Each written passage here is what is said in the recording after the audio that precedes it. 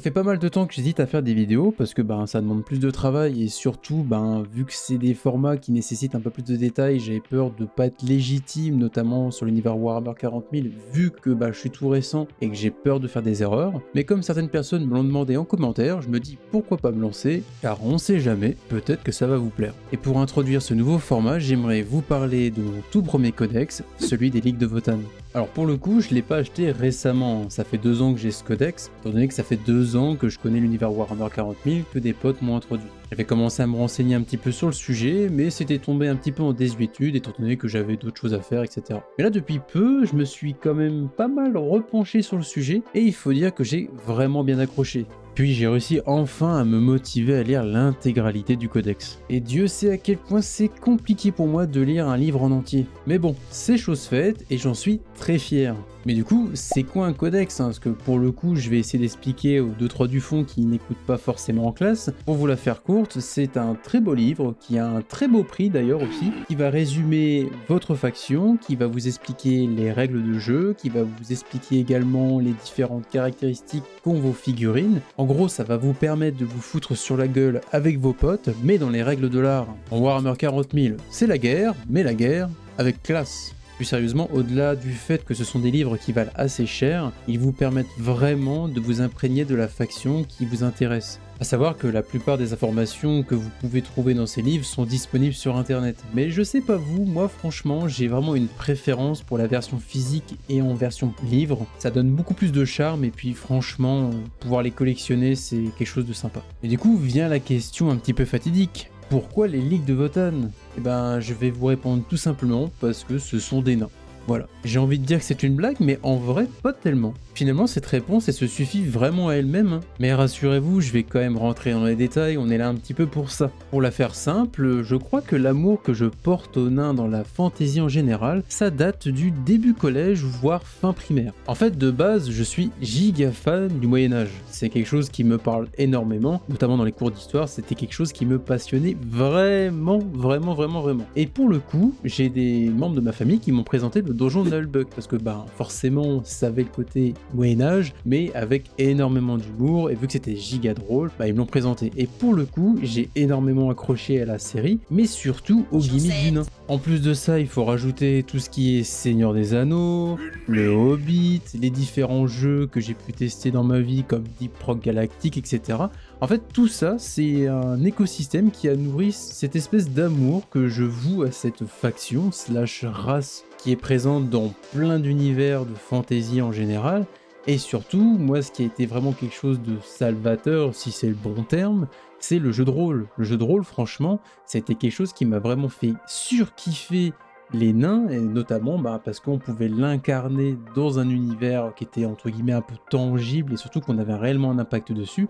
Et là, franchement, ça a été le coup de grâce. Donc c'est pour dire, c'est pour ça que dès que mes potes m'ont parlé qu'il y avait des nains de l'espace dans Warhammer 40 000, mais que ne fut pas ma stupéfaction en me disant « Mais c'est trop bien en fait, pourquoi s'emmerder à consulter toutes les autres factions alors que je pouvais simplement me dire « Je vais incarner des nains dans l'espace et pouvoir quand même crier Rock and Stone ». Là franchement, il n'y a aucun débat, là ça a été ligne droite. Donc c'est pour ça que j'ai choisi les Ligues de Votann. Aussi, un détail assez intéressant, c'est que plus j'ai lu au niveau de leur lore, plus je me suis intéressé à eux. Et surtout, il y a un petit détail qui m'a fait un petit peu tiquer, et je sais pas si vous c'est pareil, notamment pour les fans des Ligues de Votann. Je trouve que certaines de leurs armures font énormément penser aux Marines de StarCraft 2. Alors je sais pas si c'est moi qui est complètement défoncé à la poudre lunaire, mais pour le coup, j'adore ce genre de petits détails. C'est peut-être que ma perception personnelle, mais à mon sens, ça pèse énormément dans la perception que j'ai de cette faction. De plus, j'ai une affection toute particulière pour tout ce qui est mythologie nordique, et comme les nains en général ont toujours eu cet aspect de tourner autour de runes, etc., ça n'a fait qu'accentuer l'amour que je pouvais avoir pour cette faction. Puis l'histoire des Ligues de Votann en général, quand je vois qu'ils ont une autre interprétation de la camaraderie, de la fraternité, etc., qui sont tous plus ou moins tous ensemble, qu'ils évitent de se tirer dans les pattes, ils ont une considération complètement différente sur les IA qu'ils considèrent vraiment comme des frères et sœurs, mine de rien, ou voire même comme des divinités si on prend l'exemple des Votann. Puis leur société est complètement aux antipodes de certaines autres sociétés, parce que il y a des votes, il y a des conseils, etc. Chacun est considéré comme un individu, personne n'est un numéro. Ça donne vraiment une bouffée d'air frais hein, quand on voit ce qu'on peut lire et entendre sur l'univers Warhammer 40 000 qui est très brutal, hein, c'est un univers très sombre. Et malgré le fait que ma perception soit certainement biaisée parce que je suis assez nouveau dans cet univers, bah écoutez, moi honnêtement, j'y ai trouvé mon compte et je pense que c'est le principal quand on est fan d'un univers. En ce qui concerne ma lecture de mon tout premier codex, bah écoutez, je vais vous en parler tout de suite. Alors pour moi, ce fut vraiment un réel plaisir de lire ce codex, notamment de découvrir à quoi ressemble un codex, hein, parce que pour le coup, j'en avais jamais vu de ma vie. Alors pour vous faire une petite précision aussi, je parle pas du dernier codex, hein, vu que ça remonte à 2 ans, c'est l'avant-dernier si je dis pas de bêtises. Mais du coup, ça me donnera l'occasion de vous parler du prochain codex, du moins du dernier codex League of Votan dans une prochaine vidéo. Alors pour le coup, je l'ai pas encore commencé, hein, je me réserve encore un petit peu de temps, faut bien que mon cerveau il commence à refroidir, hein, parce que j'ai lu un codex déjà pour mon petit cerveau à 32 QI, c'était déjà énorme, donc on va essayer de se calmer un petit peu. Mais pour le coup, j'ai hâte de vous en parler et de faire un petit comparatif. En ce qui concerne ma première lecture, c'était vraiment agréable. Franchement, j'ai pu découvrir la race des Ligues de Votan vraiment en douceur, avec plein de petits détails, plein d'annotations, etc. C'était vraiment très agréable. Moi qui avais déjà accroché visuellement à la faction, alors là, en plus de la découvrir dans les grosses lignes avec leurs coutumes, leur façon de penser, etc., c'était incroyable. Notamment en plus avec les illustrations qu'il y a dans le bouquin. Franchement, les artistes qui bossent pour Warhammer 40 000, du moins pour Game Workshop, ils ont un talent de fou. Franchement, moi j'ai pu m'immerger dans l'univers, j'étais dedans, j'étais à fond, franchement, j'avais vraiment la vision de ce qu'ils voulaient nous transmettre, etc. Et franchement, c'était top.